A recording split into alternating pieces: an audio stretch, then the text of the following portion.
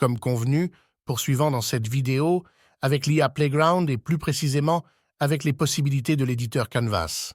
Pour commencer, chargeons l'une des images créées via cette IA. Chargeons ladite image dans l'éditeur Canvas comme suit. Faisons déplacer les différents curseurs sous l'onglet Light and Color et observons l'effet.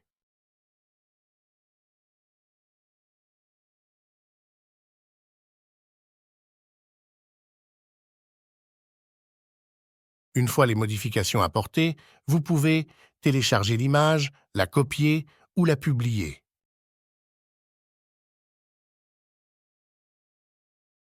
Revenons à la page de conception via la commande Create Onboard, incluse dans le menu de gauche.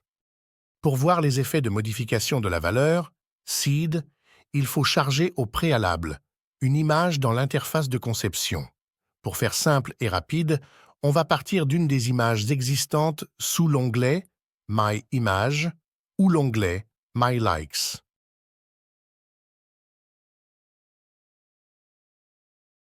À partir de l'onglet My Likes, chargeons la seule image qu'on a, à savoir l'image de la fillette.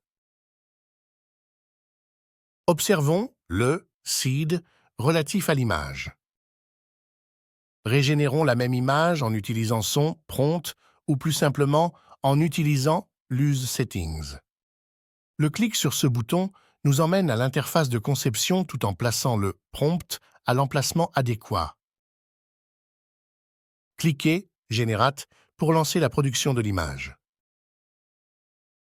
L'image est régénérée presque à l'identique.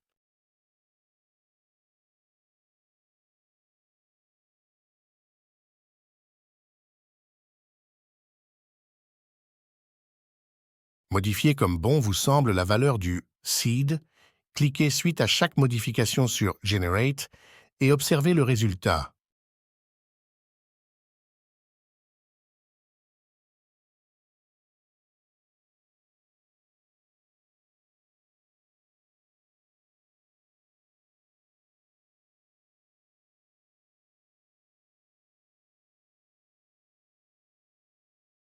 Vous l'avez peut-être remarqué, les traits du visage de la fillette n'ont pas subi presque de modification. Par contre, la position, si. Nota bene, cette caractéristique va nous être d'une grande utilité lorsque nous serons appelés à générer des images tout en gardant l'aspect du visage inchangé. Chargeons l'une des photos dans l'interface de l'éditeur Canvas.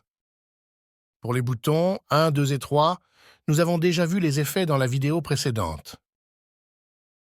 Regardons maintenant le rôle du quatrième bouton.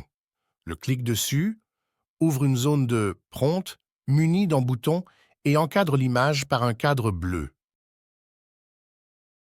Pour étendre l'image verticalement ou horizontalement, il faut délimiter par le cadre bleu la zone à remplir, effacer le prompt s'il y a lieu, puis cliquer sur le bouton Outpaint.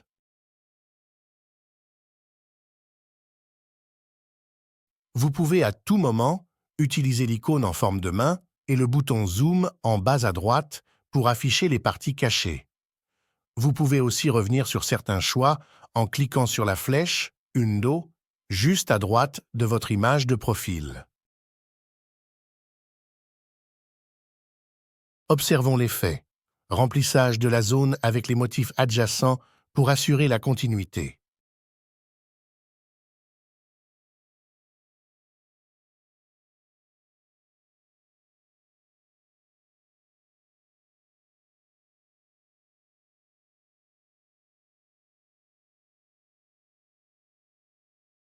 Le même effet dans la zone de gauche.